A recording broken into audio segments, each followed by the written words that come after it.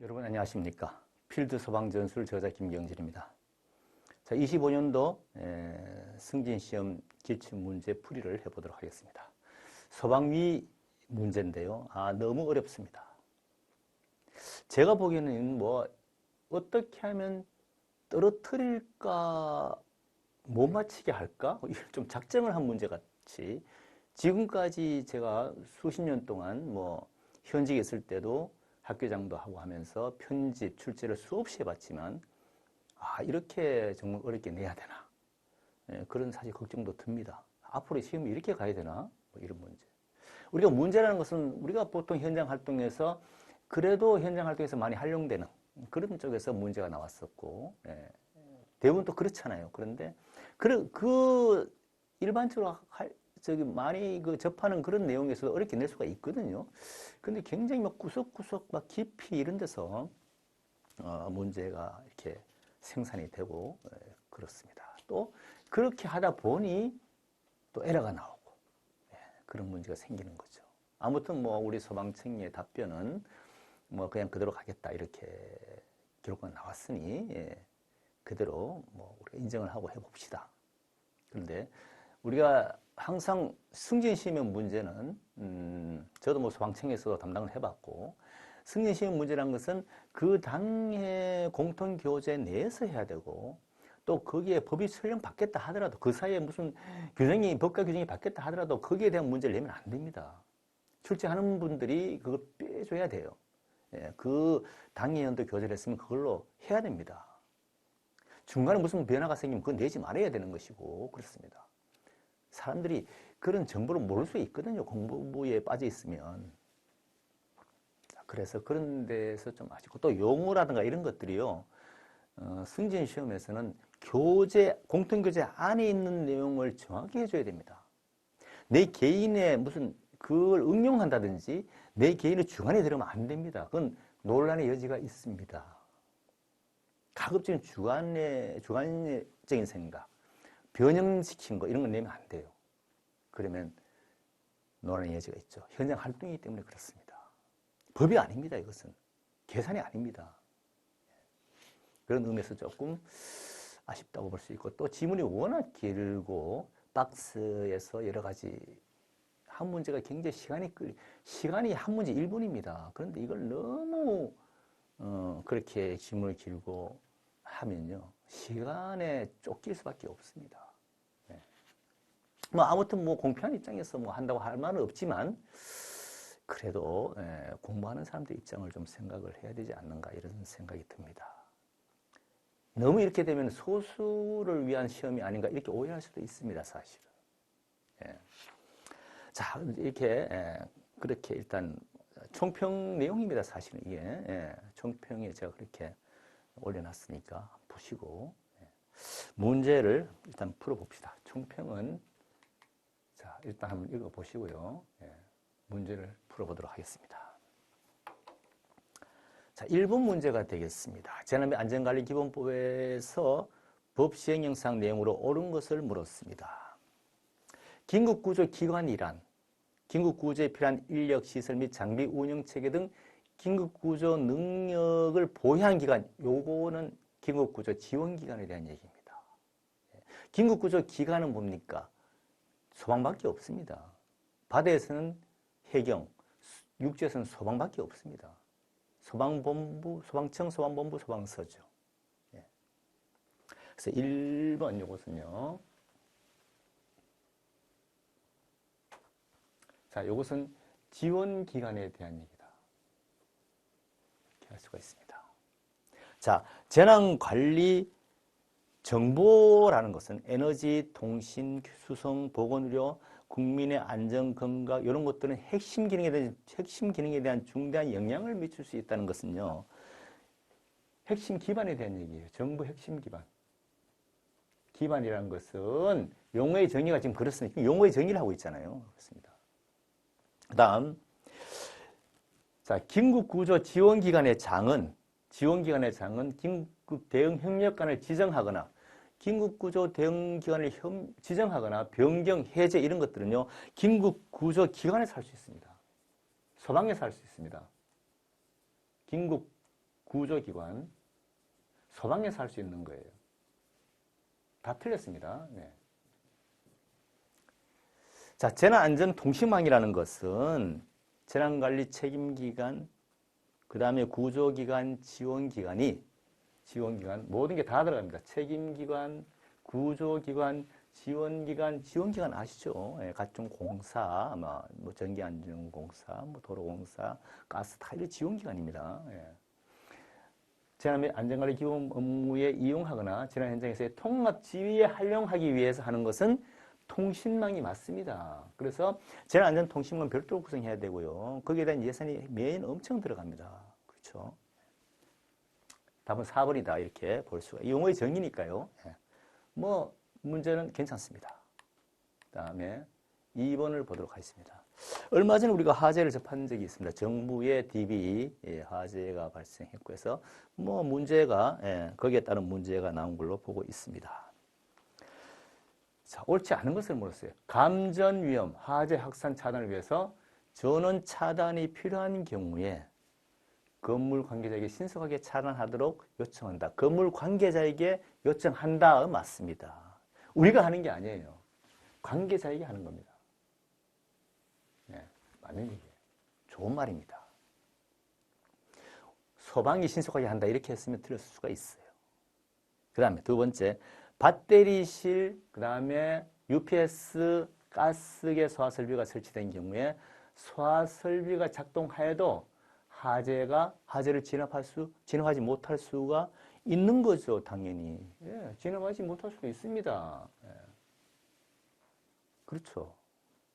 자, 배터리 자체 소화 시스템이 없거나, 그 다음에 작동하지 않을 경우에 다량의 물을 이용한 냉각 방식으로 소화하는 것은 적합하지 않다고 되어 있습니다. 그런데, 아니, 다른 소화 시스템이 없고 작동하지 않잖아요. 그러면 뭐 냉각 방식으로 소화하는 수밖에 없는 거죠. 예, 할 수 있습니다. 예, 틀렸어요.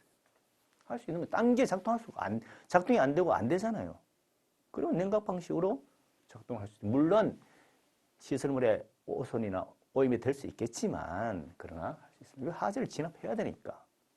ESS, 화재 에너지 저장 장치죠. ESS는 전력을 보관하고 공급하고 무정전 전원 장치는 전업 공급, 전력 공급의 일시적으로 감소 차단 등에서 대비하기 목적이다. 그런데 리튬 이온 배터리가 사용된 경우에 화재 나면은 유사한 특성을 갖고 있다. 뭐 좋은 말이죠. 예. 뭐 특별하게 뭐 문제될 게 없습니다. 그래서 답은 3번이다 이렇게 볼 수가 있는 거죠. 좋습니다. 3번을 보겠습니다. 화재가 발생한 위치를 내외부에서 확인하는 방법이 있습니다. 그렇죠. 교재에 정확하게 나와 있습니다. 옳지 않은 것을 묻네요. 공조설비를 정지하는 경우에 여러분 공조설비가 있잖아요. 공조설비 특히 고층에는 공조설비가 전층에 다 냉난방 공조 시스템이 다 들어가 있습니다. 여기에 없는 경우에는 연기가 있는 최하층을 확인한다고 되어 있습니다. 공조설비 등이 없는 경우에 연기가 있는 최하층을 확인한다. 그렇죠. 최하층을 확인합니다. 연기에 있는 최상층하고 최하층 확인하는 게 맞죠. 자, 그 다음에 최상층의 창으로부터 분출 속도가 약한 백색 연기가 나오고 그랬습니다. 백색 연기가 나오면요, 아래층이 하층입니다. 자, 백색 연기는 아래층이 하층을 잡는 것이 맞습니다. 그 다음에 하층에 가까울수록 연기의 농도는 진합니다. 멀수록 연기는 흐려집니다. 그리고 하층에 가까울수록 진하고 빠릅니다. 맞습니다, 이것은. 요건 제외입니다. 계산 덕트는 제외가 맞아요. 요것도 포함이라고 시험에 나올 수가 있습니다. 제외입니다. 중성대가 있으면 자세를 낮게 해서 연기의 유동 방향을 따라서 확인한다. 요게 좀 애매합니다. 그죠? 까딱 넘어갈 수가 있어요. 중성대가 있으면 자세를 낮게 하는 게 맞죠. 중성대가 뭡니까? 자, 중성대가 안에 불이 나면은, 그죠? 중성대 연기의 층이잖아요. 극기 압력과 배기 압력이 같아지는 것을 중성대라고 합니다. 그러면 여기에다가 배기구를 뚫고 흡기를 하게 되면 이렇게 중성대가 있습니다. 여기는 사람이 살 수 있는 공간, 여기는 최악의 공간이 되겠죠. 그래서 극기압력과 배기압력이 같아지는 이것을 중성대라고 합니다. 그래서 자세를 낮게 하면 중성대, 영계층 밑으로 자세를 깔고 있으면 뭐 살만하죠. 예. 그렇게 되면 하점도 확인할 수 있고 구조 대상자도 우리가 볼 수가 있는 거죠. 중성대가 중요합니다. 현장에서는. 자, 그런데 문제는 뭐냐면은 유동 방향을 따라 한다고 하면 유동 방향을 반대로 가야죠. 거슬러서 간다. 따라 한다고 거스르는 건 정반대 얘기예요. 유동 방향을 연기가 흘러가는 대로 가지 말고 연기가 이렇게 흐르고 있으면 이렇게 따라가서 하점을 확인해야 되는 거죠. 그렇지 않습니까? 문제가 좋아요. 굉장히 이 지문이 긴데 그걸 체크하는 거 쉽지 않습니다. 이 헷갈릴 수가 있어요. 예, 아무튼 3번은 그렇게 아주 문제를 살짝 틀어서 낸 거죠. 예. 연기가 가득한 경우에는 각 층의 출입구 및 방화문을 폐쇄하고 폐쇄가 잘못됐습니다. 예, 각 층의 출입구 방화문을 폐쇄하고 폐쇄 좋아. 옥탑실 출입구, 피난층 출입구를 개방한 후에 배연하면서 확인한다. 이거는 아주 좋은 내용이에요. 다시 말하면 뭐냐면 화재가 났어. 화재가 났으면 이 문을 막으라는 얘기입니다. 폐쇄하고 옥상층을 열고 1층을 열고 해서 굴뚝 효과로 각 계단을 통해서 연기가 빠져나갈 수 있도록 굴뚝 효과를 하라는 얘기예요.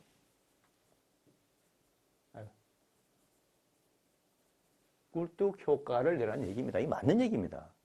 네. 폐쇄입니다. 그죠? 요걸 개방으로 해서 시험에 낼 때가 많거든요. 자, 아무튼 여기서 답은 지금 3번이 일단 틀렸다 이렇게 볼 수가 있습니다. 자, 4번을 보겠습니다. 화재 특수현상 중에서 플래시 오버에 대한 요게 좀 문제가 애매합니다. 그죠? 논란의 여지가 있습니다. 제가 보기에는. 자, 화재가 진행되면서 발생하는 화재가스, 가연성가스, 미연소가 천장 및 공간에 축적되어서 공기와 혼합된 상태를 갖고 있다가 가연성가스가 순간적으로 착화되는 현상이다. 플래시 오버도 이런 현상이 생길 수 있어요. 이거는 뭐 어쨌든 여기 SOP에 나오는 가스 발해에 대한 얘기죠. 이것은 가스 발해에 대한 얘기예요.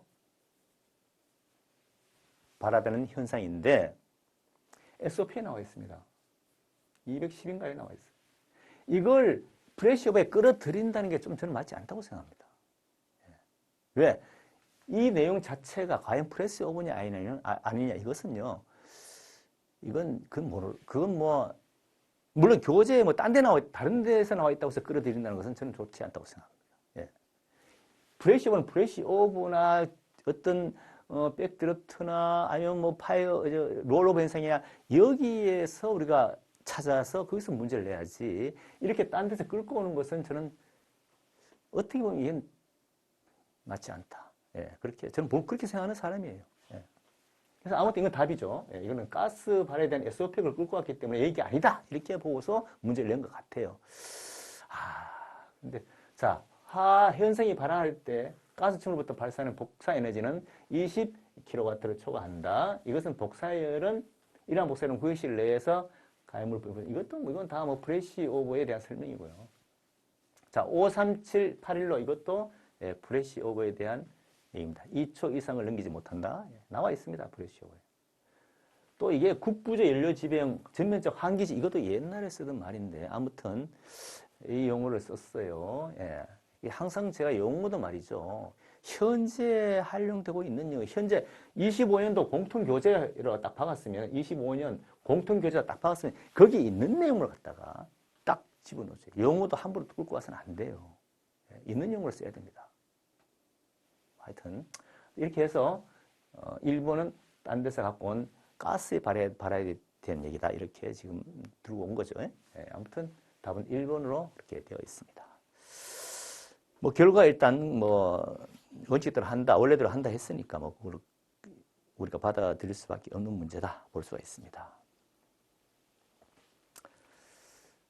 자, 이것도 말이죠. 한번 보세요. 4번도 연료지배형이라는 얘기가 뭐예요? 연료지배형은 가연물에 대한 얘기잖아요. 환기지배형은 산소에 대한 얘기거든요. 이것이 플래시 오버냐 백드래프트냐. 프레시 여부냐? 이 문제에 또 논란이 될 수가 있습니다. 예, 있어요. 현재 있는 공통교재 내에 그 용어를 써주는 것이 현장 활동이기 때문에 논란 여지는 없을 수 있는 것이다. 개인의 주관적이거나 변형시킨다는 것은 안 돼요. 안 됩니다. 자, 좋습니다. 일단 4번 넘어가고요. 5번 연계 이동 얘기 나왔습니다.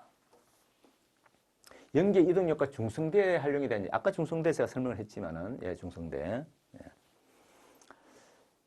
옳은 것을 물었습니다. 하층 계급에서 연기가 배출되고 있지 않다면 상층 계급부가 개방되어 있다고 판단하고 신선한 공기가 유입되는 출입문 쪽을 배기측으로 판단한다. 아니 공기가 유입되는 것은 극기측으로 봐야 되는 거죠. 일단 틀렸습니다. 이건 뭐 우리가 공부를 오래 했으니까 저는 공부를 항상 할 때 지문이 길게 나오는 걸 두려워하지 마라. 왜? 항상 우리가 반복해서 눈으로 익히는 거예요. 이런 것이 보입니다. 제가 항상 강의할 때 그래요. 우리가 머리로 외우지 마세요. 단답형 나오지 않습니다. 이해를 해야 됩니다. 생각을 하면서 이해하면서 계속 반복적으로 눈으로 익혀야 됩니다. 얘기를 항상 해요. 이런 것도 그건 똑같은 거예요. 그렇게 틀렸습니다. 자, 그 다음에 자, 배연할 경우에 중성대 아래쪽에 배연을 해야 효과가 있다. 중성대 위쪽이죠. 자, 중성대가 이렇게 되어 있으면 이 위쪽을 여기를 배연을 해야 되는 더 높은 데를 배연할수록 더 연기가 잘 빠져나갑니다. 틀렸습니다. 자, 중성대 상층으로 올리기 위한 배연 계급 파악의 위치는 지붕의 가장자리가 가장 효과적이고 그 다음으로 중앙이다. 그 다음에 상층부다. 이 순서는요. 물론 용어에 대한 얘기인데 그러니까 이게 뭐냐면 교재에 나와 있는 그대로 하기 때문에 이게 문제가 없는 겁니다. 제일 중요한 것은 가운데 있는 것은 이걸 갖다가 가장자리라고 우리가 오해할 수 있는데 중앙이라고 오해해야 됩니다. 그 다음에 가장자리입니다. 그 다음에 옆에 창문 등입니다. 그렇죠? 상층부라고 그냥 얘기하죠. 이 순서가 이렇게 돼 있어요. 이건 틀렸습니다. 상층 계급으로 개방한다면 이것을 개방한다면 연소는 확대되지만 연소는 살짝 확대될 수가 있어요. 아무튼 조그마한 산소는 들어올 수 있기 때문에 살짝 확대는 될 수 있다 이거야. 이건 맞는 얘기야. 그러나 연기는 빠른 속도로 상승해서 외부로 배출되기 때문에 연기는 더 빨리 빠른 속도로 살짝 불이 확대될 수 있지만 연기가 빠른 속도로 나갈 수 있다 이런 얘기죠. 맞는 얘기입니다. 그래서 중성대 경계선은 올라갑니다.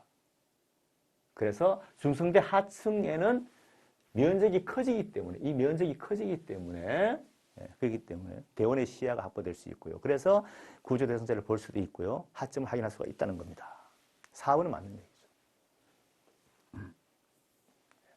됐죠? 중성대 제가 강의 시간에 또 정말 강의 시간에 와닿을 수 있도록 설명을 잘 했었습니다.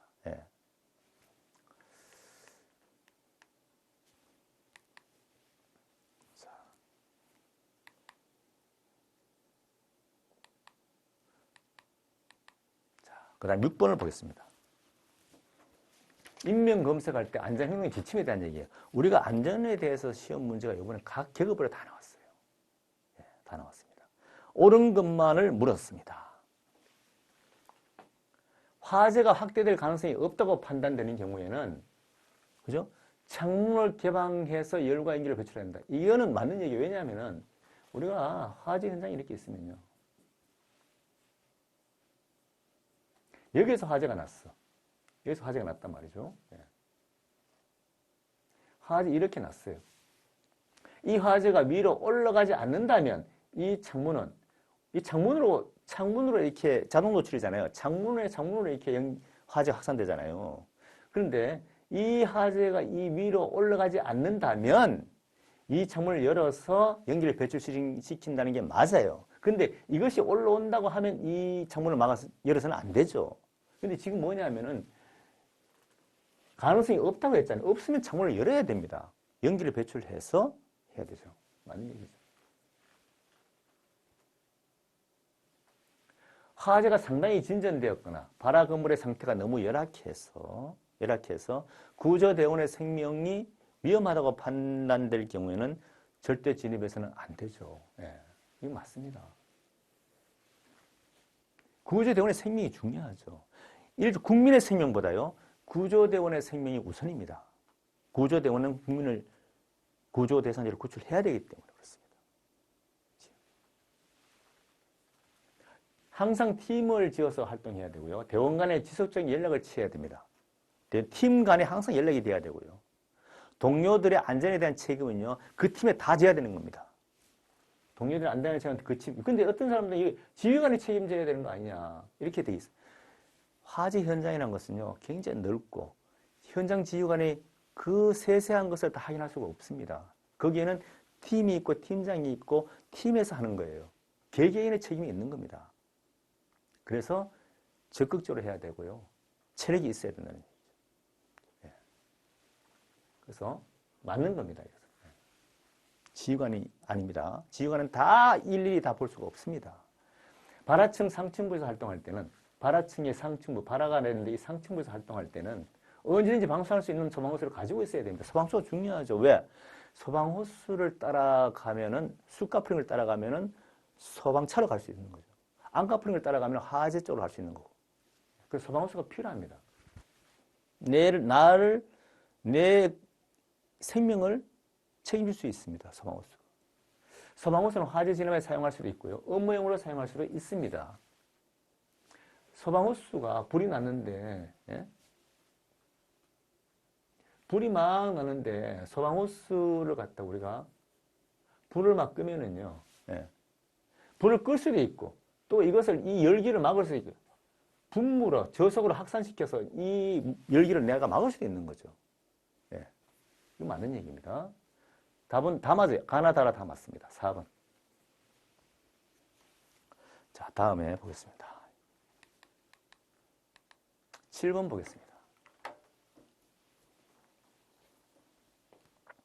자, 이것은 법 시행령에 나와 있는 내용을 그대로 이제 갖다 놓은 거죠. 예. 관로 안에 들어갈 게 뭐냐 물었습니다. 화재 합동조사단이 있습니다. 있죠. 각 도별로도 있고요. 예. 청계도 있고 다 있습니다. 자, 이 합동조사단의 임명은 누가 하느냐? 소방관서장이 하게 되어 있습니다. 하게 되어 있습니다. 자, 화재 조사 업무에 3년 이상이 돼야 되고요. 이건 뭐 제가 강의할 필요도 없는 거죠. 예. 그 다음에 조교수 이상의 3년 재직입니다. 그렇죠? 맞습니다. 3년 이거. 요거는 산업기사입니다. 그죠? 산업기사 이상 자격을 가지고 있으면 됩니다. 그래서 관서장이 맞고요. 3년 산업기사. 답이 3번이 되겠네요. 3번 답. 이건 뭐 제가 강의할 필요도 없고. 자, 이산화탄소 소약제에 대한 얘기죠. 8번입니다. 이산화탄소는 무색무취입니다. 1.5배 정도 무겁습니다. 이산화탄소는 그렇습니다. 1번은 그래서 맞습니다. 무색무취고요. 전기적으로 비전도성입니다. 그죠? 네. 자, 무색무취 비전도성 1.5배 무겁다 맞는 거고요. 그 다음에 탄소의 최종 산화물로 더 이상 연소되지 않습니다. 요것만 있는 게 아니고 질소, 아르곤도 마찬가지예요. 네. 그래서 소약제로 쓰는 겁니다. CO2, 질소, 아르곤 다 소약제, 더 이상 연소되지 않는 물질이기 때문에 그렇습니다. 틀린 것을 물었네, 그죠? 네. 자, 3번. 사용 후에 오염이 없습니다. CO2는. 그래서 보통 컴퓨터실이나 이런 쪽에 사용할 수가 있죠. 유리화제 보통 일반적으로 BC급에 활용을 하죠. CO2는. 그러나 A급에도 사용할 수가 있습니다. 밀폐되어 있어야 되는 거죠. 자, 여기서 그러면 구조 대상자들이 없다고 했을 때 이렇게 사람이 있으면 안 됩니다. 있으면 산소 양이 줄기 때문에 질식 사망이 될 수가 있어요. 맞습니다. 다음, 상온에서는 기체지만 압력을 가하면 액화가 됩니다. 그래서 액화시켜놨다. 이것이 나오면서 발산되면서 노조로 나오면서 기체화되는 거죠. 기화가 되는 겁니다. 액화를 보관하고 있다 기여가 되는 거예요. 방출 때. 예. 자, 그래서 뭐 이렇게 하는데 가장 큰 소화 효과는 CO2는 질식입니다. 질식이 가장 크고요. 약간의 냉각도 있습니다.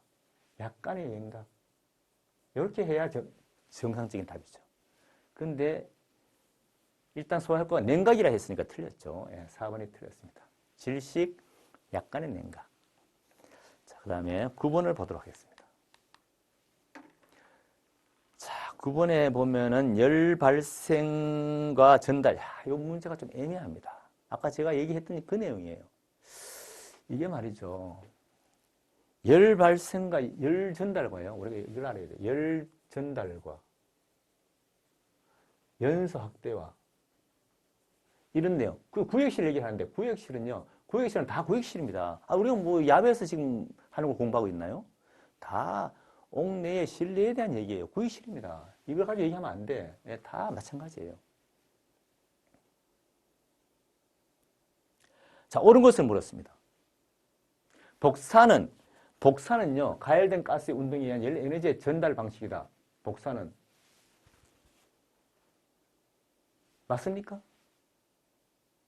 가열된 가스의 열 전달의 방식은 복사가 아니라 대류죠.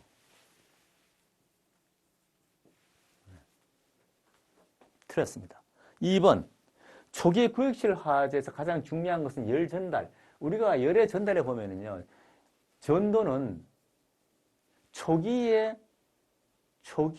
구역실 화재에서 가장 중요한 열 전달을 한다고 되어 있습니다. 네, 열 발생, 열 전달에 나와 있습니다. 네. 근데 이것을 갖다가 이걸 전달하지 않는다 이거죠. 네. 이걸 대류라고 본다 이거죠. 네.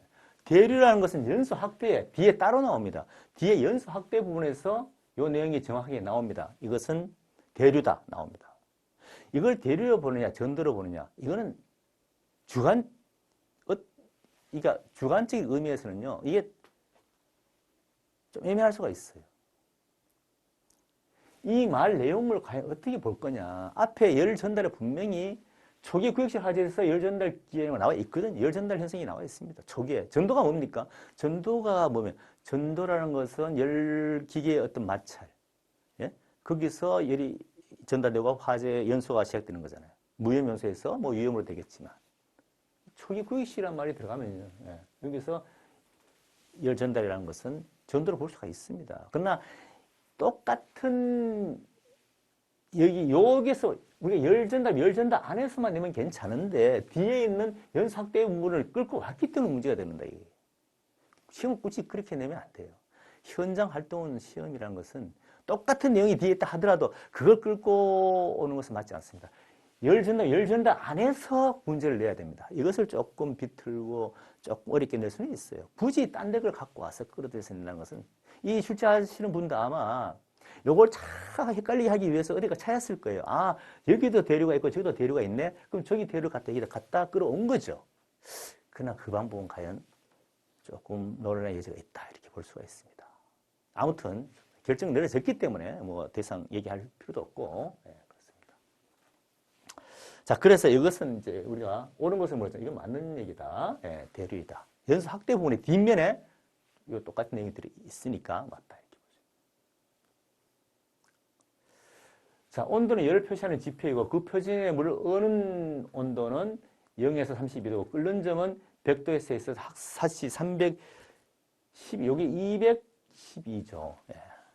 이런 문제도 좋지 않습니다, 여러분. 이게, 아니, 312도를 212도 권쳐가지고 문제 낸다는 게 좀 그렇지 않나요? 그 숫자 노름도 사실, 아니, 숫자를 하기 위해서는 뭐, 이걸 뭐, 여기서 다 같이 고치든지, 요것만 살짝 고치면 이거는 눈속임이죠, 사실은. 예. 이건 저는 문제가 그렇게 썩 좋은 문제는 아니라고 봅니다. 311을 210으로 고쳤어요. 딴 거 똑같아. 이런 문제는 별로 좋지는 않다. 저는 그렇게 생각해요, 개인적으로. 이런 것들은 편집에서도 좀 걸러주는 필요가 있지 않느냐 싶습니다. 자, 복사를 통한 에너지의 전달은 물체 내에 증가된 원자의 활동, 요거는 복사가 아니고 전도라고 볼 수가 있습니다. 이렇게 해서 답은 3번. 요 311을 211로 고치는 이것 때문에 답을 했는데요. 앞으로 이런 문제는 조금 좋은 문제는 아니다. 숫자 그 하나, 두 개 고쳐서 내는 것은 좋지 않다. 고치려면 전체를 같이 고쳐버리든지. 굳이 이렇게 고쳐서 내는 것은 좀 좋은 문제는 아니다. 이렇게 볼 수가 있습니다. 자, 10번 보겠습니다. 자, 구조활동 전개에 대한 얘기인데요. 옳은 것만 고른 것이 뭐냐 이렇게 물었습니다. 자, 구조활동 이제 출입문은 조심스럽게 천천히 개방해야 됩니다. 출입문 열 때 항상 제가 뭐라고 그랬어요? 출입문 열 때는 자세를 낮게 하고 내 몸을 감싸도록 열으라고 그랬습니다. 낮게 해서 문을 내 몸을 감싸라고 했습니다. 안에서 백드랩에서 일어났을 거면 머리 위로 물이 지나갈 수도 있고요. 또 내 몸을 다치지 않을 수가 있습니다. 그래서 자세를 낮추고 문을 내 쪽으로 열어라. 이렇게 항상 제가 자세까지 보여주면서 설명을 했어요.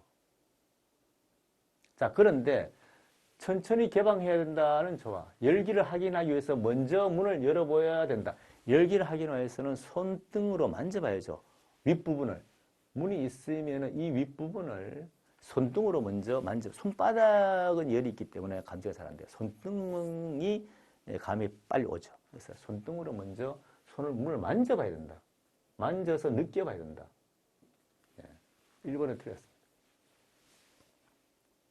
다음, 고가 사례차나 굴절차를 이용해서 공중에서 하얀 부분으로 방수할 때는, 자, 고가차가 이렇게 있으면은 여기서 이렇게 우리가 이 공중에서 하얀 부분을 방수할 경우에 인위적인 혹은 자연적인 배연구를 절대 차단해서는 안 된다. 방수하는데 여기서 연기가 막 나오고 있어요. 이렇게 연기가 나오고 있는데 여기를 나오는 곳을 인위적으로 물을 뿌리면 배연이 잘 되지 않을 거 아니야. 상식적으로 생각해서. 그래서 해서는 안 된다. 맞는 말이죠. 출입문을 안쪽으로 열기가 힘들다고 해서 발로 차거나 하지 마라. 왜? 보통 사람들이 대피하다 보면요. 문 쪽으로 막 몰려서 사람들이 많을 때는 말이죠. 우리가 인천 예는 호프집에 하지 봤잖아요. 문을 열지를 못합니다. 왜? 문을 열어야 되는데 사람들이 막 밀려들어오면 문을 못 엽니다. 그래서 안에서 그 사람들이 때문에 막혀 있어요, 문이. 그래서 문에는 사람들이 몰려 있을 수 있으니까 발로 차고 하지 말라는 얘기입니다. 대피하기 위해서 문 쪽으로 몰려오기 때문에 그런 거죠. 맞는 얘기예요. 문이 정면에 위치해서는 안 되고요. 한쪽으로 비켜, 아까 얘기했잖아요. 문을 정면에 이렇게 엽니까? 이렇게 하면 확 내가 다 하상을 입겠죠. 비켜서서 낮춰서 문을 열어라. 이런 얘기를 했습니다. 그래서 한쪽으로 비켜서 낮은 자세로 해서 천천히 문을 열어야 된다. 맞는 얘기죠. 이렇게 함으로써 문 뒤편에서 있는 하얀과 연소 생성물이 머리 위로 지나가도록 백드래프트. 백드래프트에서 이것이 머리 위로 지나갈 수 있도록. 물론 프레시오가도 마찬가지야. 그렇죠. 답은 뭡니까? 나다라가 다 맞네요. 답은 4번이 되겠습니다. 11번 보겠습니다. 화재 검색, 현장 검색 및 구조 활동에 대한 설명에서 바른 것을 이게 굉장히 찾는 게 말이죠. 박스 문제가 이게 어렵습니다. 어렵다기보다 시간이 많이 걸려요. 다 읽어봐야 됩니다. 이것이. 옳은 것을 물었습니다. 자, 가능한 하점 가까운 곳에서 검색을 시작해서 진입한 문 쪽으로 되돌아가면서 한다. 이게 맞는 얘기예요. 왜냐하면 이게 보통 방에 우리가 건물을 들어갈 때 이렇게 있으면 일단은 들어가서 이렇게 한 바퀴 돌아서 이렇게 나오는 것이 맞습니다. 예, 한쪽으로 돌아가면서 합니다.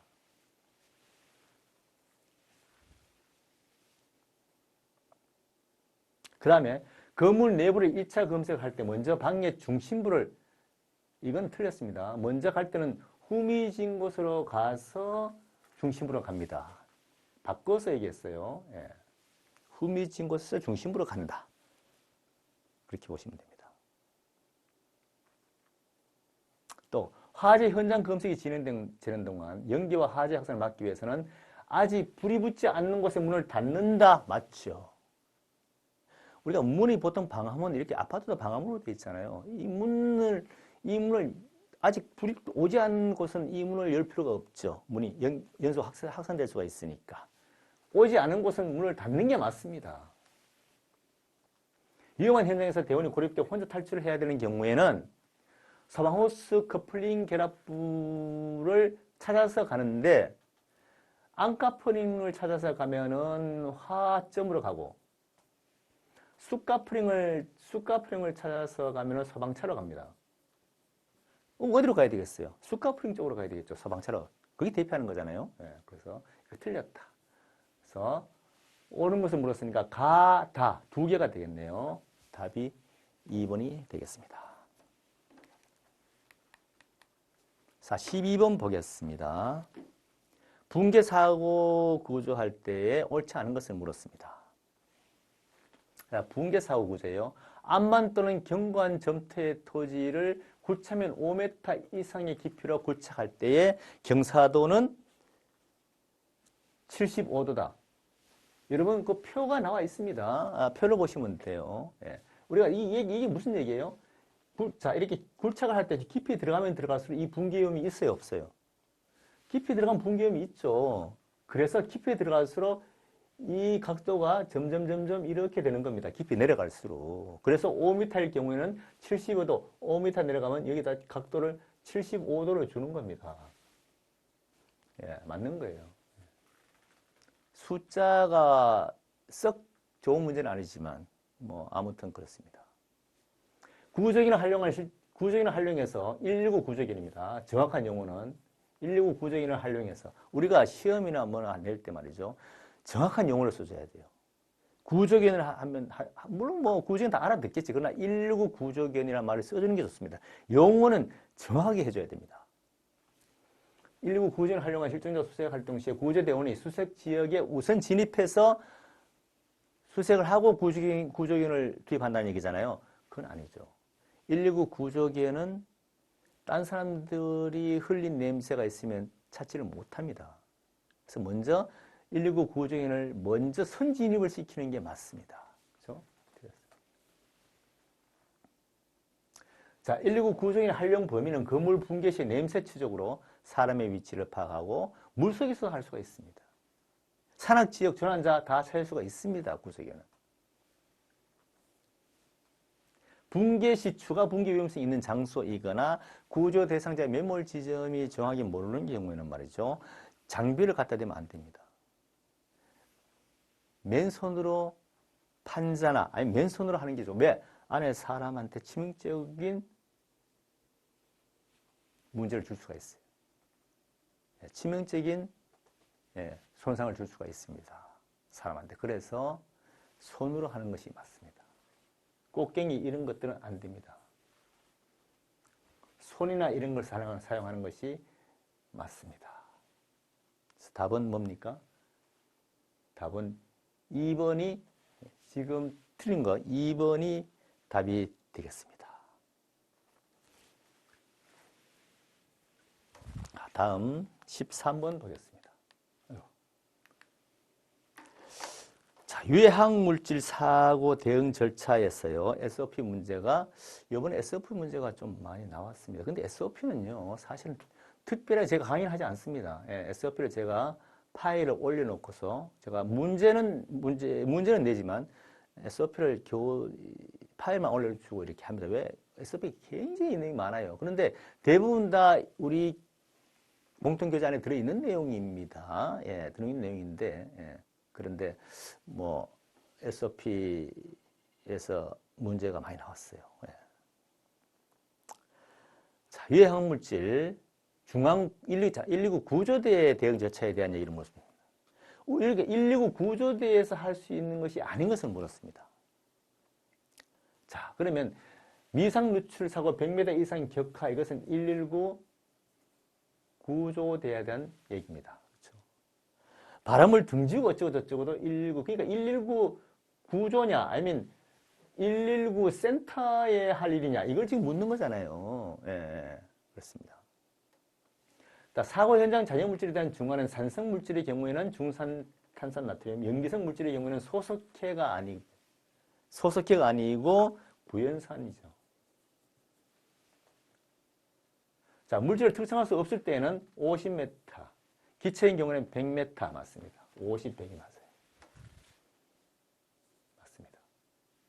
답은 3번이 되겠습니다. 이건 뭐 제가 강의 할 필요도 없겠지만 그렇게 어렵죠, 그죠? 이런 걸 싹 바꿔놓으면요, 이게 공부를 안 해본 사람이 문제를 낸 것 같아요. 이게 이 SOP를 다 공부하기도 쉽지 않지만 여기서 이런 거 하나 바꾸면 이게 잘 모릅니다. 쉽지 않습니다. 이게. 다시 한번 제가 말씀드리고 싶은 것은 현장 활동에서 정말 우리가 많이 활용하는 것을 시험 내는 것이 맞다. 구석구석 뽑아내서 하는 것은 시험을 어렵게 해서 떨어뜨리기 위한 방법이 될 수도 있다. 그렇게 볼 수 있는 거죠. 그래서 이 시험은 굉장히 좀 어렵습니다. 어렵다기보다도 문제를 좀 틀리게 하기 위한 그런 문제가 있습니다. 다음에 14번을 보도록 하겠습니다. 자, 헬기 활용의 구조입니다. 14번. 옳지 않은 것을 물었습니다. 헬기 출동을 요청한 경우에 가장 먼저 해야 할 일은 착륙 예정 지점을 정찰하는 게 맞습니다. 정찰하고서 평가하는 것이 가장 중요하죠. 가장 먼저 해야 될 일입니다. 자, 그 다음에 헬리포터나 헬리패드와 헬리포터를 아시죠? 헬리포터는 정식으로 허가가 난 착륙장입니다. 허가가 난 착륙장이에요. 근데 헬리패드는 임시 착륙장. 우리 산에 이렇게 가다 보면은 헬기 이렇게 H 표시가 되어 있잖아요. 그건 헬리패드, 임시 착륙장이라고 보시면 됩니다. 수직 장애물이 없는 평탄한 지역을 선정한다. 당연히 경사각도가 장애물이 없는 평탄한 지역, 경사각도가 8도 이내의 평탄한 지역을 합니다. 근데 옆에 장애물이 있으면요. 장애물이 있으면 12도로 올라갑니다. 옆에 뭐 집이 있고 뭐 나무가 있으면 이 각을 봐서 이 각을 이렇게 봐서 이게 이렇게 가잖아요. 12도를 봐야 됩니다. 근데 평탄하니까 8도. 그렇게 외워주시면 돼요. 8도와 12도. 장애물 관련 각을 질 때는 12도. 평탄한 지역은 8도. 바다, 땅의 기울기 8도 이내에 있어야 됩니다.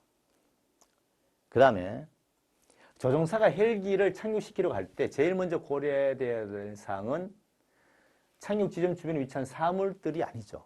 제일 중요한 것은 조종사가 바람 부는 방향입니다. 비행기는 이게 헬기뿐만 아니에요. 일반 우리가 여객기 타고 뭐 외국에 여행 갈 때도 이 비행기는요. 우리 할줄에 보면은 이게 팔랑개비가 쭉 있습니다. 그죠? 이렇게 돼가 쭉 이런 주머니가 있습니다. 이렇게 날아다니죠. 여기 뭐냐면 바람 부는 방향을 보는 거예요. 모든 비행기는 맞바람을 보고 뜹니다. 맞바람. 이 맞자가 맞나? 맞바람을 보고 뜨는 겁니다. 모든 비행기는. 바람을 등지고 뜨는 게 아니에요. 위험해요. 헬기도 마찬가지. 헬기도 뜨는데 한번 유심히 보세요. 딱 떠서 이렇게 빙글 돌아서 올라갑니다. 왜? 도는 것은 맞바람을 찾기 위한 거예요. 그렇죠. 그래서 바람 부는 방향이 중요합니다. 그렇지 않으면 사고 납니다. 비행기가. 틀렸습니다. 헬기 활용 구조 대상자가 다수인 경우에는 중증 환자를 우선하고, 자, 중증 환자, 노인, 어린이. 중증 환자, 노인, 어린이. 제가 외우라고 했죠. 순서를 바꿔서 시험을 낼 수가 있습니다. 답은 3번이 틀렸다. 볼 수가 있습니다. 15번 수중 구조 기술에 대한 얘기죠. 옳은 것을 모두 고르라고 했습니다. 시간이 부족합니다. 그죠? 고르라는 거 시간이 부족해요. 그 지문이 길면 또 이 중간에 뭐가 또 이렇게 살짝 바꿔놓으니까 말이죠. 또 수치 나오죠. 문제가 그렇습니다. 자, 옳은 것을 고르라. 잠수 대원이 수면에서 1분에 20리터, 보통 1분당 15리터인데 있는 20으로 되어 있네요. 그럼 20리터. 그래서 수심이 15m라고 했으니까요. 자, 대기압이 1입니다. 1. 대기압이 1기압이라고 봤을 때 10m면은 2기압이고요. 10.5잖아요. 10.5, 지금 10.5란 말이에요. 애매하게 또 10.5라고 했네. 그러면 이것이 1기압이니까 이것은 20이면은 10m면 2기압인데 10.5니까 2.5기압이네. 그러면 20 곱하기 2.5는 뭐냐? 이걸 보면 되는 거죠. 20 곱하기 2.5는 50입니다. 예, 요거는 맞는 거죠. 맞는 거죠. 예. 자, 두 번째. 자, 호흡기는 고압의 공기통에서 나오는 공기를 잠수대원에게 주변의 압력과 같이 조절하는 것이다 했습니다. 그렇죠. 호흡기는 공기가 나오는 이것이 주변의 압력과 같게 조절하는 것이 호흡기가 맞아요. 맞는 겁니다. 또 중량벨트는 모든 장비를 착용한 상태에서 눈높이에 위치한다. 맞습니다. 뭐 턱 높이, 코 높이, 뭐 어깨 높이 이렇게 나오는데 정확하게 알고 있어요. 눈높이. 맞는 겁니다. 상승 중에는 압력 조절기 내의 공기와 잠수복이 우리 PC 내의 그 압력과 압력 내의 공기가 공기와 잠수복이 팽창되는 겁니다. 팽창되어 불에게 감싸기 때문에 적절한 공기 주입에 세심한 주의가 필요하다. 그렇죠? 예. 팽창해서 증가하는 겁니다. 정확하게 팽창해서의 부력이 증가한다. 이렇게 용어가 맞는 거예요. 이건 틀렸고, 그래서 가나다가 맞습니다. 가나다 4번이 답이 되겠다. 이렇게 볼 수가 있습니다. 자, 마취총에 대한 얘기예요. 자, 공기총과 마취총을 구분해서 제가 공부를 하라고 그랬습니다. 그죠? 예. 공기총이 나오든지 마취총이든지. 공기총의 시험이 나오면 마취총을 집어넣을 것이고, 예? 그렇게 해서 시험 문제를 낼 것이라고 얘기를 했습니다. 이것도 고르라고 얘기하네. 자, 일단은 말이죠. 마취총을 쏠 때 어디를 쏘느냐? 근육 다리 부분에 쏩니다. 근육이 많은 부분에 쏩니다. 이건 맞는 겁니다. 피하 조직이 얇은 쪽에 근육이 있는 쪽에 쏘는 것이 맞습니다. 잘못 쏘면 가슴 쪽에 쏘면 사망할 수도 있어요. 마취약은 2, 3일이 지나면은 약효가 떨어져요. 다시 재충전해야 됩니다. 다시 조제해야 되는 게 맞습니다. 2, 3일이에요. 맞습니다. 마취 효과가 나타나면 5분 정도가 걸립니다. 5분 정도 걸립니다. 그렇죠? 그래서 좀 기다려야 됩니다. 5분 정도. 다 맞네. 가나다. 4번이 답입니다. 맞죠? 네, 다 맞아요. 2, 3일 맞고 5분 맞죠? 네. 근육 부분 맞습니다. 근육 부분 2, 3일, 5분 맞습니다. 네.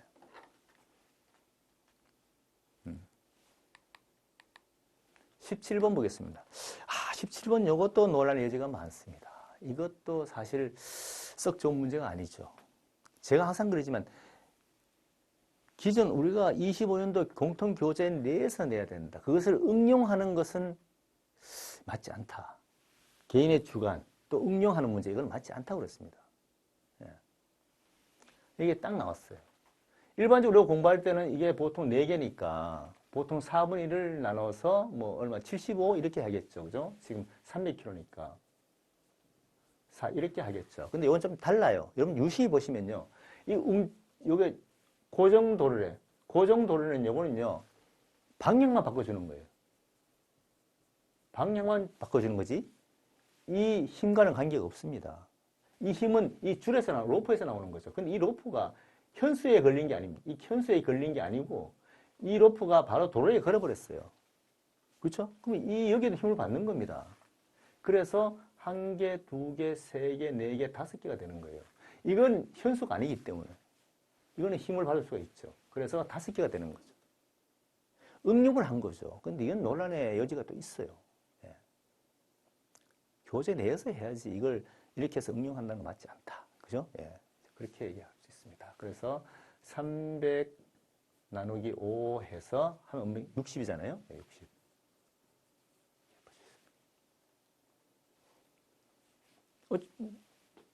이대로 한다에 결과가 나왔어요. 이대로 하겠다고 청에서 나왔습니다. 예.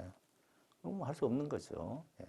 그렇지만 이렇게 응용한다, 주관적이다, 이거는 앞으로 하지 말아야 된다. 예. 교재 내에서 얼마든지. 그리고 끌어오면 안 된다. 이 분야에 대한 걸 우리 연수에 특수 현상이 있으면 특수 현상을 해야지 저 뒤에 있는 SOP에 있는 걸 끌어와서 이렇게 붙이는 것도 맞지 않습니다. 그건 오해 소지가 있어요. 애매합니다. 예. 자, 18번 보도록 하겠습니다. 그림이 심장이 나왔습니다. 심장에 대한 문제가 그렇게 썩 자주 나온 편이 아닌데 심장이 나왔습니다. 자, 심장이 명칭이 있습니다. 오른 심방, 오른 심실, 왼 심방, 왼 심실이 있습니다. 왼 심실 쪽에는 동맥으로서 깨끗한 피들이 나가는 것이고요. 오른 심방 심실을 통해서 허파로 보내서 더러운 피를 청소해주는 그런 역할을 하게 되겠죠. 그럼 그 사이에 뭐가 있느냐? 자, 봅시다. 왼 심방과 왼 심실 사이에는 천판이 있죠, 천판. 이거는 삼천판이라는 것은 오른 심방, 여기에 있는 것입니다. 이 사이에 있는 것이 오른 심방, 오른 심실입니다. 그래서 1번은 틀렸다 볼 수 있습니다. 자, 2번. 대동맥의 동맥의 첫 번째 분지는 관상동맥이에요. 심장이 중요하죠. 심장이 쓰면 끝나는 거야. 엄마 뱃속에서 태어나서 탯줄을 자르는 순간 심장이 울면서 이 울음을 터뜨리면서 심장이 뛰기 시작하는 거예요. 탯줄을 끊는 순간. 그러면서 죽을 때까지 심장은 뛰고 있습니다. 중요합니다. 그래서 제일 먼저 분지되는 것은 관상동맥이다. 심장동맥이 맞습니다. 심장근형 불수의근입니다. 불수의근이 뭡니까? 뇌에서 의도대로 할 수가 없습니다. 알아서 전기가 뛰는 거예요. 심장근육이 알아서 뜁니다. 전기의 힘으로 뛰는 거죠. 자, 정상적인 심장은 굴심만 결절, 오른 심방, 굴심만 결절해서 전기자극을 형성한다. 맞는 거죠. 자, 오른 심방은 위아래에 오른 심방에는 정맥이 있죠. 대정맥이 있습니다. 아래 위 대정맥으로부터 정맥혈을 받아들이는 게 맞죠. 정맥혈입니다. 그러니까 쓰고 남은 더러운 피들이 받아들여가지고 오른 심방에서 오른 심실을 통해서 허파로 보내지죠. 오른 이산화탄소, 그러니까 더러운 탄산가스를 교환하기 위해서 허파로 정맥혈을 보내는 겁니다. 맞습니다. 자, 심방작동 조절 부위는요. 심방작동 조절 부위는 심박동수를 조절하고 오른 심실에 있는 굴심만 결절을 통해서 심박동이 유지된다고 되어 있습니다. 오른 심실, 오른 심실로 되어 있네. 오른 심방이죠. 이거 나와 있잖아요, 여기. 오른 심방을 통해서 들어가는 겁니다. 굴심만 결절. 됐죠? 틀렸습니다. 답은 나다라 3개네요. 3개. 이렇게. 어렵습니다. 시간도 없고요. 그렇습니다. 막 안에 또 꼬아놓고 그냥 막 돌리게. 아이고. 어렵습니다. 자, 19번 보겠습니다. 자, 뇌졸중 환자에 대한 얘기예요. 뇌졸중 환자. 자, 그다음 뇌졸중 환자에서 보면은 평가하는 방법에 바스트가 있고요. 그 다음에 신시네티가 있습니다. 뇌졸중 척도를 보는 신시네트가 있습니다. 신시네트 보통 뭐 안면, 팔, 그죠?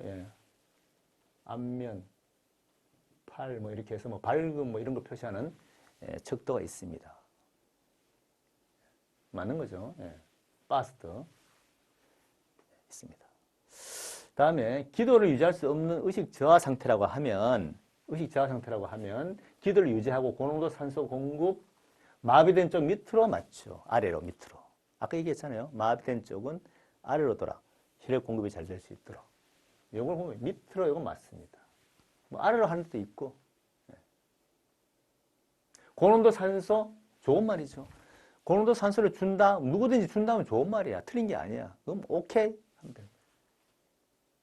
호흡 곤란할 때 비제어 마스크로 고농도 산소를 투여하고 호흡 정지가 되면 빼빼로 마스크를 인공화한다. 이건 좀 약간 애매할 수가 있어요. 호흡 곤란할 때 비제어 마스크 BVM을 쓸 수 있습니다. 아무튼 할 수가 있습니다. 양압한기 호흡 정지 때 BVM 플러스 양압한기 맞습니다. 자, 뇌졸중 징후는 원인 불명의 두통 호소, 양쪽 팔다리의 근력 저하, 감각 이상 호소, 편마비된 쪽으로 눈이 돌아간 상태 등 다양하다. 그런데 여기서 자세히 보세요. 이건 뭐 뇌졸중이니까 뭐 두통, 호소, 뭐 팔다리 감각도 이상하고요. 편마비, 맞네. 양쪽이 아닙니다. 뇌졸중 한쪽입니다. 그래서 틀은 거죠. 잘 보셔야 됩니다. 그렇죠? 정리하고 20분 보도록 하겠습니다.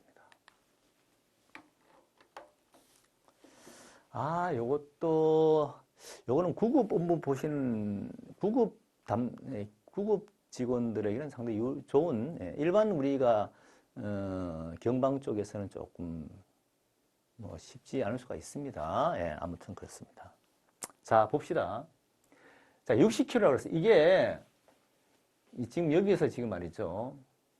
수액 투여량을 지금 물은 거잖아요. 수액 투여량은 1시간에 얼마냐 물었습니다. 24시간을 계산하는 게 아니고. 자, 그럼 공식이 있습니다. 공식은 하상 범위 보면은요. 하상 범위는 구의 법칙을 따르잖아요. 그럼 하상 범위가 얼마예요?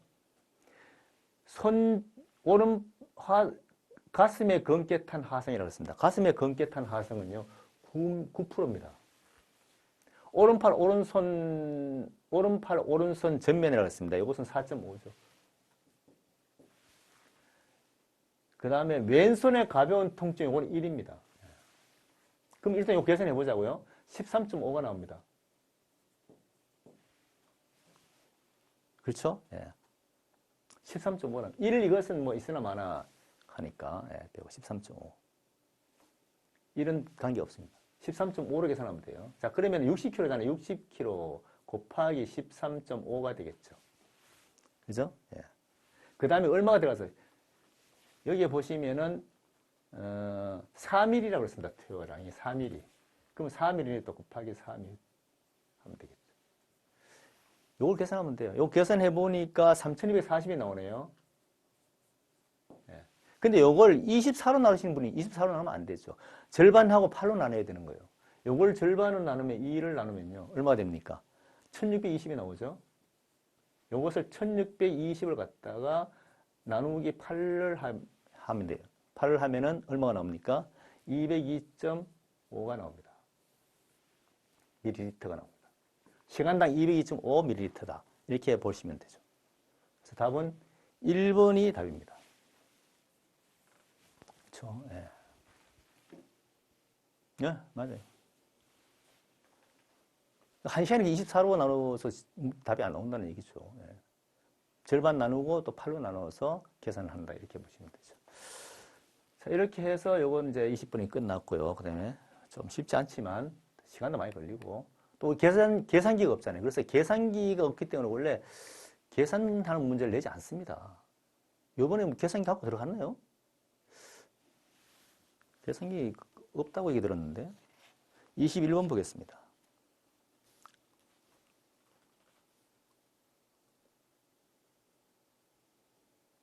자, 머리, 목, 척추의 손상이 의심되는 환자에게 시행되는 턱 밀어 올리기입니다. 하악견임법. 턱 들어 올리기 아니에요. 턱 밀어 올리기의 순서로서 옳은 것을 물었습니다. 자, 봅시다. 일단은 환자 머리맡에 무릎을 꿇고 앉는다. 1번. 이거는 무조건 맞는 거지. 팔꿈치를 대고. 팔꿈치를 대고서 환자 머리 위에서 팔꿈치를 대고 앉아야 됩니다. 자, 그리고 두 번째. 귀 아래에 하악각 양옆에 네 손가락으로 부드럽게 잡는다. 자, 검지와 보세요. CE, 요 C와 요 E 이렇게 해서 턱 밑을 잡아서 당기는 거잖아요. 자, 좋습니다. 그 다음에는 구급대원이 아랫팔을 이용해서 환자의 머리를 고정시킨다. 그 다음에 검지로 하악각을 구급대원 쪽으로, 구급대원 반대쪽이 아니에요. 구급대원 쪽으로 이렇게 해서 잡아 당기는 거잖아요. 이것이 4번. 맞죠? 그러면 답이 가다나입니다. 가다나 2번이 되겠죠. 됐죠? 그렇게 순서를 보시면 되겠습니다. 뭐 제가 강의할 내용은 아니고. 자, 22번 보겠습니다. 아프가 점수가 나왔어요. 아프가 점수. 자, 그런데 제가 강의 시간에 중요한 게 이 앞서가서 얘기했어요. 이게 우리가 몇 점이 중요한 게 아니다. 응급처치에 대한 내용을 공부해라. 시험에 나온다 분명히 얘기했어요. 맨날 몇 점만 나왔어. 뭐 이것이 뭐 6점이니 7점이니 8점이 이것만 나왔어. 그러나 응급처치에 대한 문제가 분명히 나올 것이라고 얘기했습니다. 제가. 그렇죠? 딱 나왔잖아. 자, 일단 봅시다. 이게 몇 점이냐? 1점이잖아요. 청색점. 예. 몸은 핑크. 청색 1점입니다. 그 다음에 100개 이상이니까 요것도 1점입니다. 예. 아, 이건 2점이구나. 자, 100개 이상이니까 2점이죠. 2점. 100개 이상이니까 120이니까 2점이죠. 찡그린다 얼굴만 1점이고요. 제한능 움직임 1점입니다. 약하고 느린 호흡도 1점이에요. 그럼 6점이네. 자, 그럼 6점이 좋아. 그럼 6점이 다 여기가 6점이네. 자, 그러면 여기서 처치가 어떻게 들어가야 되느냐. 지금 이걸 물었잖아요. 처치. 처치를 밑에 보시면 8에서 10은 정상이에요. 그죠? 그 다음에 3에서 7까지가 중요합니다. 이것이 뭐냐? 대부분 여기다 걸려 있어요. 경증, 질식, 경증이에요. 경증, 그 다음에 호흡 보조 다 들어가야 됩니다. 그 다음에 자극, 흡인. 자극을 줘야 되고 흡인해야 되고 다 이게 들어가야 돼요. 그 다음에 0점에서 2점까지 요거는 CPR입니다. CPR 들어가야 돼요. 삭관. 그럼 지금 이제 미국 6점이잖아요. 6점이 여기 들어가야 될 거 아니에요. 경증, 보조, 자극, 흡인. 그럼 뭐예요? 기관 내 삭관은요. 기관 내 삭관은 보세요. 기관 내 삭관은 이거는 0에서 2점이에요. 삭관. 입과 코의 흡인. 흡인 나와 있잖아요. 흡인은 3에서 7점 여기에 들어간단 말이죠. 여기가 맞아요. 그러니까 6점 입과 코의 흡인. 여기 들어가니까 흡인. 그래서 답은 2번이 답이네. 그죠? 2번이 답이잖아요. 이 처치가 중요합니다. 처치가. 예. 지금까지 처음 나왔어요. 처치는. 제가 나온다고 했습니다. 강의할 때도 내가 중요하다고 얘기했고. 제 문제집에도 있고요. 예. 요번에 찍기 평가 다 들어갔습니다. 제가 다 집어넣었어요. 나온다고 보고. 23번. 소화에 대한 설명입니다. 틀린 것을 물었습니다. 소화. 자, 소화는 성인에 비해서요. 심장동맥 질환이 적죠. 아니, 소화 깨끗한데 심장 질환이 뭐가 있겠어요. 예. 당연한 얘기를 하는 거죠. 소화의 건강한 호흡기계하고 심혈관계는 성인에 비해서 질병에 대한 저항력이 높죠. 예, 저항력이 높습니다. 회복도 빠릅니다. 소화는. 이제 우리처럼 나이가 자꾸 들고 가면 이게 저항력이 떨어지는 거죠. 예, 그렇습니다. 그 다음에 3번입니다. 3번. 소화는 성인에 비해서 질병에 대한 회복력이 빠릅니다. 이게 빠르다 그랬잖아요. 빠르다. 회복력이 빠릅니다. 그래서 호흡곤란이 나타나면요. 맥박이 떨어지고, 자, 이 빠른 반면에, 이것 좀 문제가 안 좋아요. 느리기 때문에 하고, 느린 회복력이 빠른 반면에, 원칙은 빠른 반면에, 호흡곤란이 나타나면은 바로 쭉 떨어질 수가 있어요. 호흡 정지가 올 수 있어요. 정지가 빠르게 올 수 있습니다. 이게 정답이에요. 일단 틀렸습니다. 근데 말이 조금 매끄럽지 못한 것이 있어요. 때문에란 말이 좀 들어가면 안 맞지.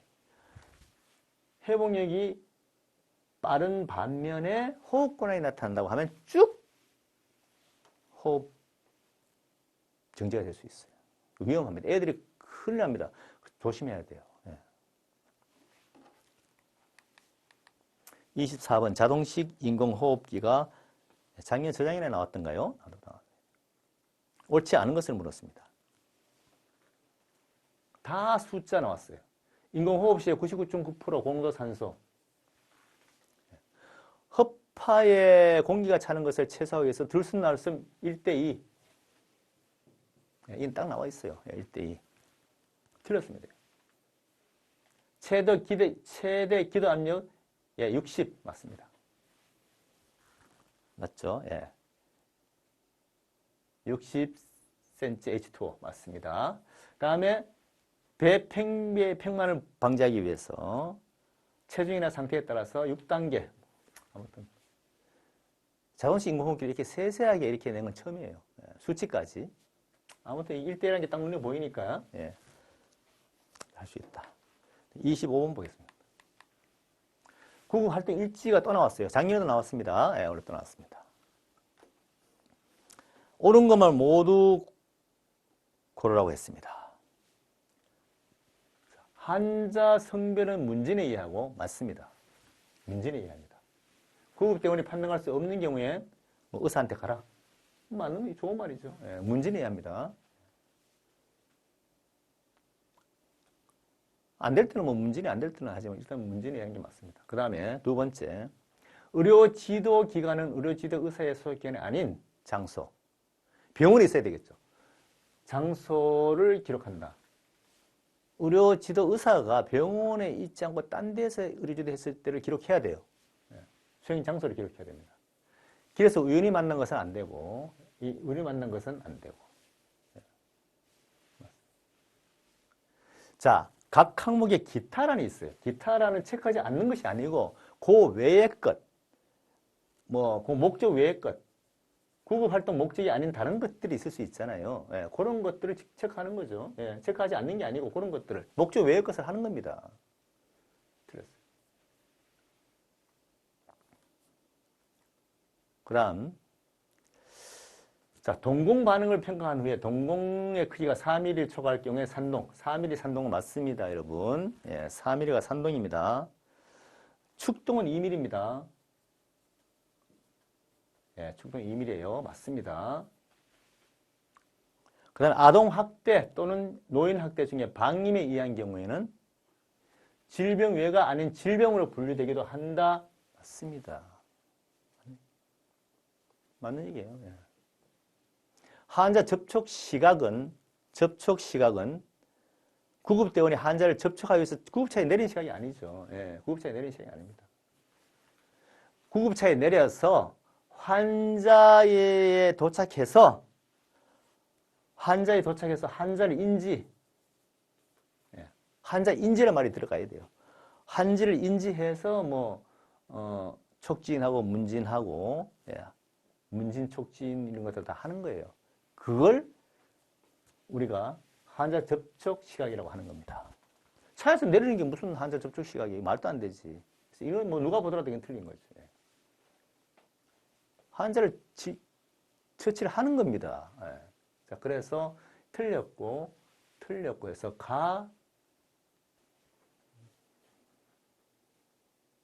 몇 개지 이게?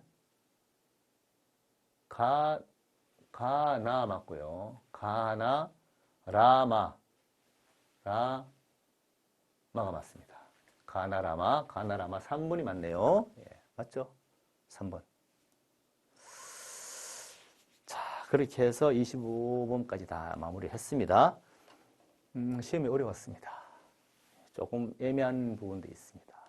계산기를 아마 저는 못 갖고 들어간 걸 알고 있는데 계산기를 갖고 들어가지 못하게 했다면 계산하는 문제를 내는 것이 좀 문제가 있다고 저는 봅니다. 예. 간단한 문제, 공기업기 무슨 뭐 공기 잔류 뭐 공기량 이런 것들은 모르지만 그런 것들은 모르지만 조금 뭐 애매하죠. 예, 그런 것도 있고 하여튼 이번 문제는 너무 어렵게 내기 위해서 아주 그냥 작심을 했다 이렇게 볼 수도 있고요. 그래서 공부하신 여러분들 정말 저도 좀 마음이 아프지만 고생하셨다. 예, 그렇게 볼 수가 있고요. 특히 구급 쪽의 문제는 어려웠습니다. 예, 구급 일지 쪽에 구급 기록 이쪽은 구급대원 외에는 사실은 잘 접하기가 힘들잖아요. 예, 그런 의미에서는 좀 어려웠다 이렇게 볼 수가 있습니다. 고생하셨고요. 이걸로 문제풀이 마치도록 하겠습니다. 수고했습니다.